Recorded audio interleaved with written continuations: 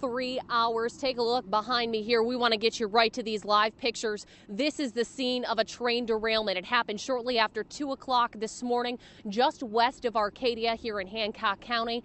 You can see that the cars are still on fire at this hour. Up to 18 cars have derailed on this Norfolk Southern train. We just received word from the train company that this train was full of ethanol, all 62 cars full of ethanol, heading from Chicago to North Carolina. Now, as of right now, there are no injuries to report, but the major issue is now safety. Safety of those residents, safety of those emergency personnel working on this situation. Currently, that fire is simply burning. Just to describe the area, as you can see from these live pictures, this is a very rural area. Homes are spaced far apart from one another, and so as far as residents go, not too many at this time, but the major concern now, environmental. The EPA is on the scene along with multiple neighboring counties trying to figure out what the next move is. Do they let this fire burn off? It could take up to 10 to 15 hours. Or do they fight this ethanol fire with foam? That is a possibility. We are still waiting on word from the EPA. Another concern, not only the residents, which we will get to in just a moment, but also water safety, water quality. It's a possibility that because of the amount of ethanol we're talking about here, that there could be some environmental implications. Is it possibly leaking into the water? Something else that the EPA and Hancock County EMA are working on.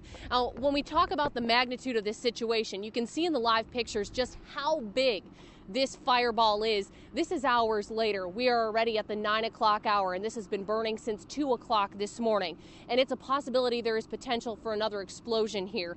There are nearly 320,000 gallons of that ethanol that this train was carrying, 62 cars total that were all full of that ethanol. So as you can imagine, a lot of safety implications here. And for that angle, I would like to turn to my colleague, Elizabeth Choi. She has been following this situation all morning. And Elizabeth, tell us about the safety issues. Well, we're talking about evacuations this morning. I was just at the Arcadia United Methodist Church here in town, and 7 families brought out to that church this morning. Now, some of them have gone home, some of them staying with family, I should say.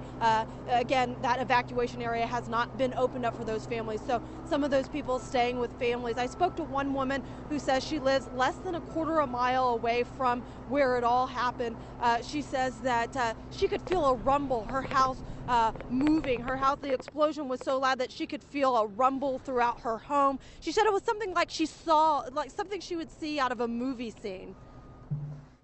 And they were up near 109, and then there was this real weird glow outside, and then the explosion, and I couldn't figure out what's going on. I looked at north or south, and I couldn't see anything, and pretty soon the fire department came knocking on the door and told me I had to leave. They were evacuating the houses.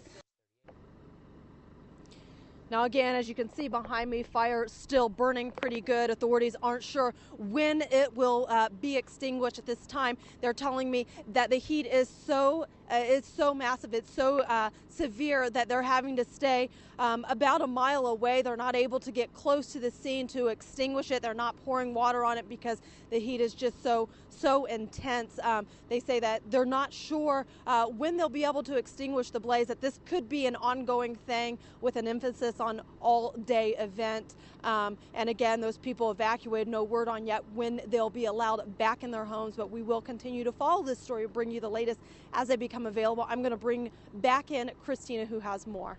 Well, thank you, Elizabeth. And obviously, safety is the #1 concern. In a situation like this, it's something very fluid. When we have environmental issues, we also have residents whose lives could potentially be at risk as well. And most importantly, as those emergency personnel, we just want to recap for you. This morning here in Hancock County, just west of Arcadia, a train derailment led to a fire, an ethanol-based fire. In addition to that, we can report no injuries as of this point in time. No injuries to report here in Arcadia, and we will keep you on top of this story, of course, bringing you more updates on 13 ABC Action News.